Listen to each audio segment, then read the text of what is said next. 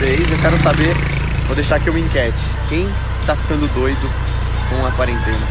Pessoal, eu estou aqui com o meu motorista oficial, Rafael Pellegrino. Ele vai contar pra vocês. Rafael, não combinamos nada, hein? Você está ficando doido com essa quarentena? Tô ficando doido, quase pulando da janela. Quase pulando da janela, assim como muitos de vocês.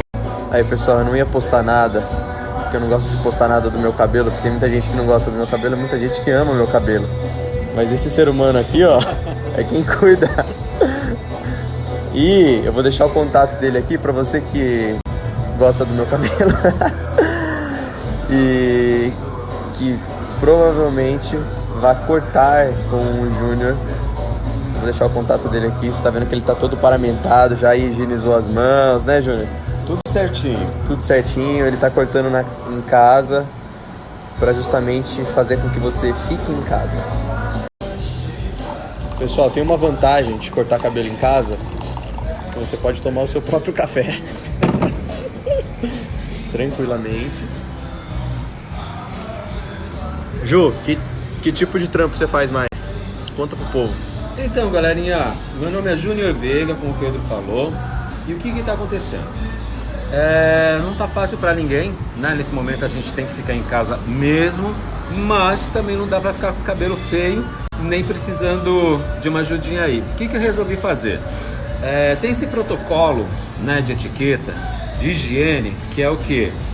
Máscara, não sei se o Pedro vai poder filmar aqui, mas eu estou usando uma botinha higiênica, troca de roupa e fazer tudo dentro da higiene o mais fácil possível. Desconforme. Pode falar, Ju. Então, outra coisa que a gente tem que levar em consideração é que não dá para fazer tudo o que a gente faz dentro do salão. São só aqueles trabalhos mais de urgência. Um corte de cabelo, uma progressiva. Ele quis dizer que o meu tava urgente. Uma barba. Se precisar de ajuda para alguém para poder fazer tua unha, para fazer teu pé, eu consigo o contato também. E a pessoa vai com todo esse protocolo de higiene também. Então basicamente é isso, corte de cabelo, uma escova, uma progressiva, uma coloração. Agora se você falar, preciso fazer minhas luzes, não dá. Isso já precisa dos aparatos que a gente tem dentro do salão.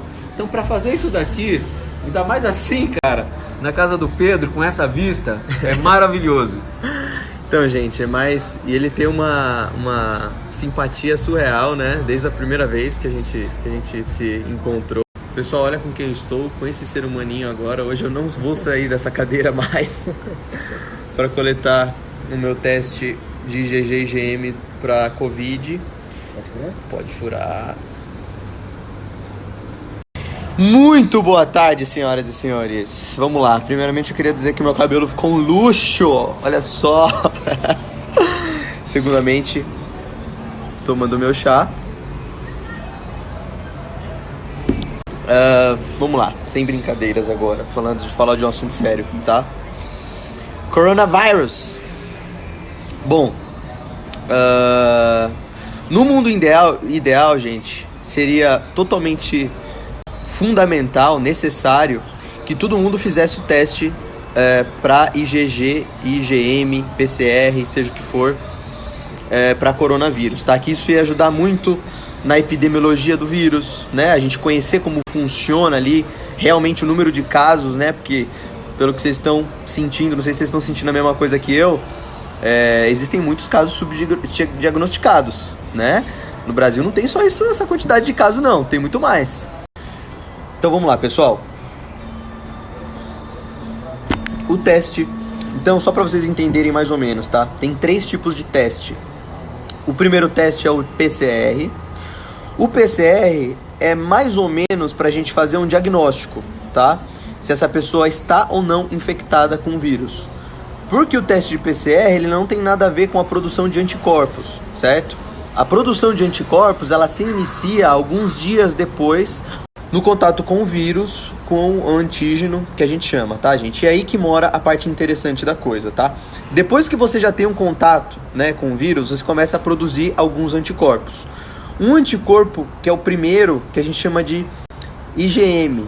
Esse IgM, e essa parte interessante do coronavírus, por isso que ele deu uma bagunçada, porque Agora que a gente está começando a entender como funciona esse tempo desse anticorpo. Porque o tempo do anticorpo, principalmente do IgM, vai entender como funciona a transmissão do vírus. Porque enquanto você tiver IgM ativo no seu corpo, você dosa lá no seu sangue o IgM ativo, significa que seu corpo ainda está tentando combater de uma maneira mais violenta esse vírus, certo? E o IgM ele está durando mais ou menos, pelo que eu conversei com infectologistas, conforme eu conversei com os laboratórios, de 5 a 21, 25 dias, entenderam? Ou seja, durante mais ou menos quase um mês, você pode praticamente não ter tido sintoma nenhum e transmitir o vírus para todo mundo, certo? Depois do 14º dia, mais ou menos, entre o 12º e o 14º dia, você começa a produzir o IgG, que é o seu anticorpo mesmo lá, que vai ficar no teu organismo para sempre, entre aspas, contra aquele vírus. É como se fosse aquela arma específica que você tem para matar aquele vírus, tá?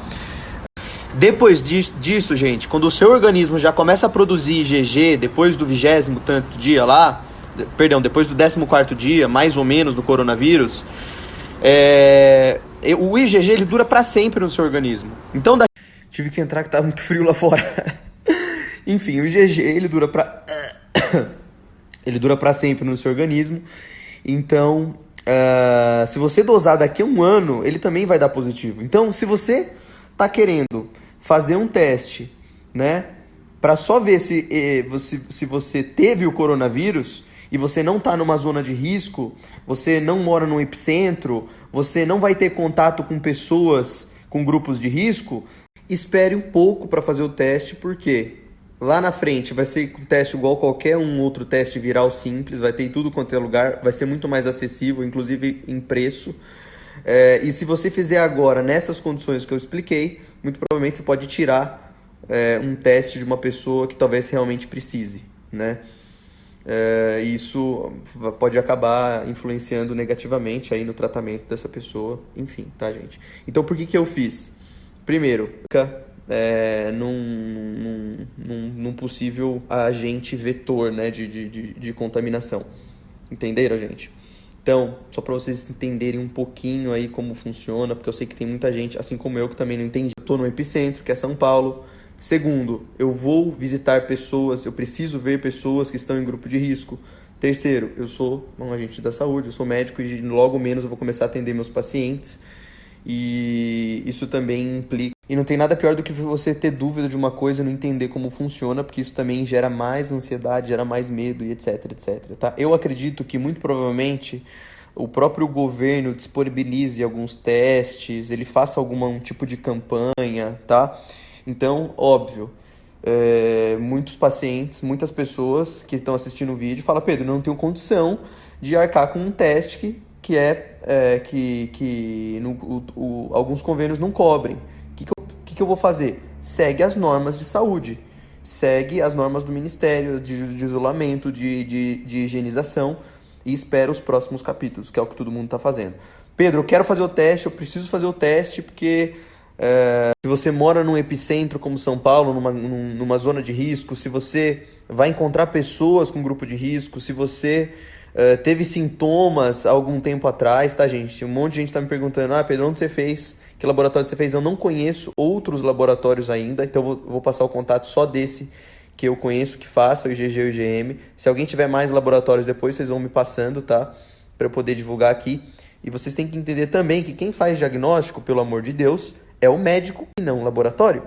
Então, conversem também com o médico de vocês em relação a esses testes imunológicos, tá, gente? Esse seria o cenário ideal. Tô querendo só deixar tudo aqui claro para poder ajudar, para vocês também espalharem as notícias.